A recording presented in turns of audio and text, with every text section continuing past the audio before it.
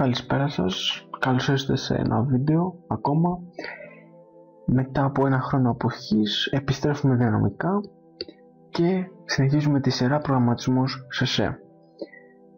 Με βλέπετε σε διαφορετικό περιβάλλον. Δεν είναι Mac, ξεκινήσουμε από αυτό, είναι ένα αντίστρο Linux. Θα προγραμματίζουμε σε Linux, στη σειρά από εδώ και πέρα.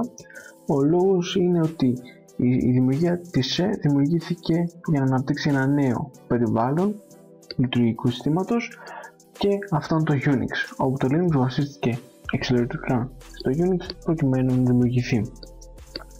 Σήμερα θα μάθουμε πώς γράφουμε το πρώτο πρόγραμμα και πώς κάνουμε compile και run ένα αρχείο C στα Linux. Πάμε να τα δούμε όλα αυτά από την αρχή. Ο αρχικός κειμενογράφος που έχει ενσωματωμένο τα Linux είναι ο Gedit. Δοκιμάστε το να γράψετε. Αν δεν σας βολεύει για οποιοδήποτε λόγο μπορείτε να αλλάξετε.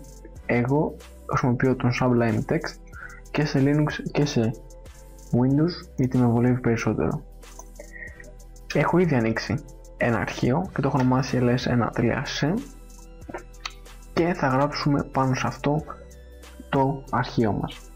Ας γράψουμε το πρώτο πρόγραμμα.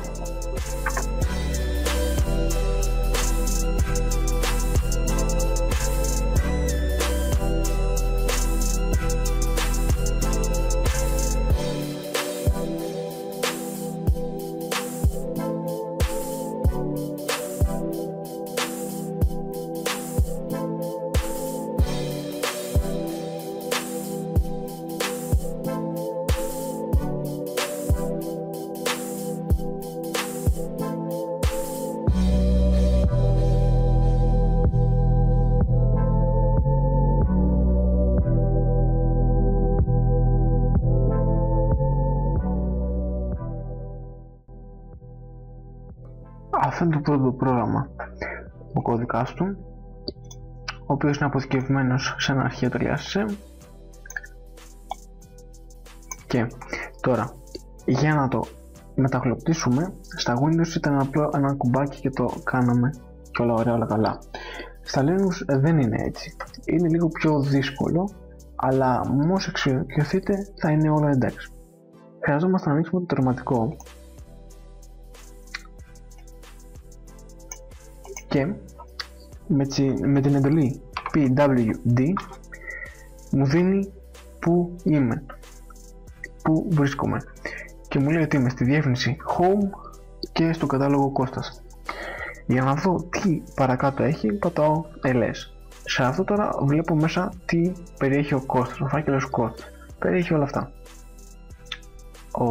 Το αρχείο μου βρίσκεται στη διεύθυνση desktop tutorial ls1 και το αρχείο.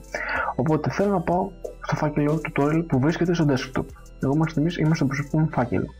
Οπότε, προκειμένου για να πάω στο desktop πρέπει να πω cd desktop.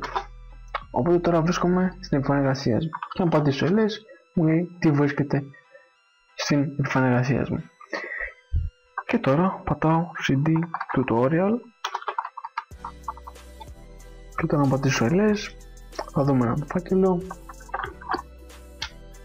και τώρα να ξαναπατήσω ls, θα δω ότι υπάρχει αποθηκευμένο το αρχείο μου που μόλις δημιούργησα.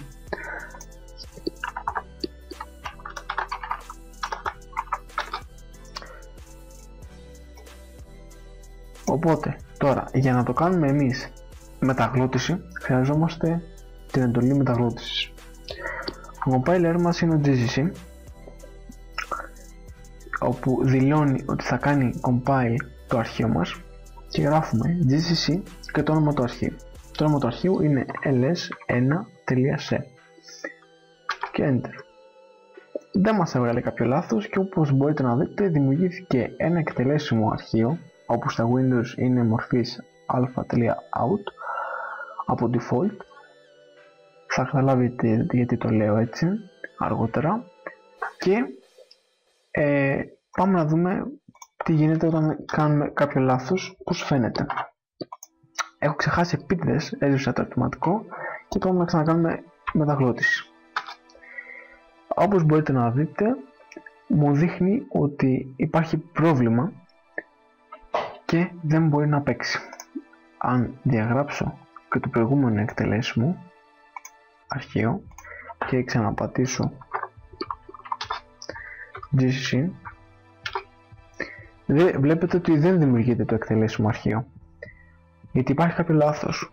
Στη γραμμή 6 περίμενε ερωτηματικό, αλλά βρήκε παρένθεση. Οπότε κοιτάμε στην προηγούμενη και βλέπουμε ότι όντως έχουμε ξεχάσει το ερωτηματικό. Και ξανασώζουμε το αρχείο. Και αυτή τη φορά πρέπει να ξανακάνουμε μεταγλώτηση. Και τώρα μπορείτε να δείτε ότι δημιουργήθηκε το αρχείο. Τώρα, για να τρέξουμε το αρχείο και να μας εμφανιστεί η printf, γράφουμε τελεία κάθετος και το όνομα του αρχείου. Στην προηγούμενη περίπτωση το όνομα του αρχείου είναι alpha.out. Και βλέπετε ότι εμφανίζει το μήνυμα που έχουμε γράψει. Τώρα, σε περίπτωση που θέλετε να έχει διαφορετικό όνομα το εκτελέσιμο αρχείο, αρκεί να βάλετε μια παραπάνω παράμετρο στην εντολή του GCC.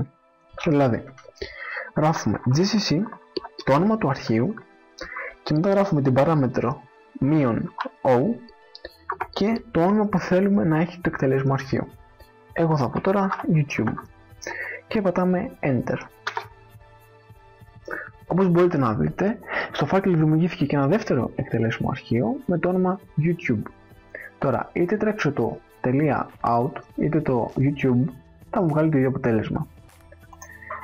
Αν είχατε δύο διαφορετικούς κώδικες και θέλετε να τους ξεχωρίσετε, αν το κάνατε με τον πρώτο τρόπο, GCC και το όνομα του αρχείου, το δεύτερο αρχείο θα πατούσε πάνω στο πρώτο αρχείο και θα διέγραφε το πρώτο alpha.out.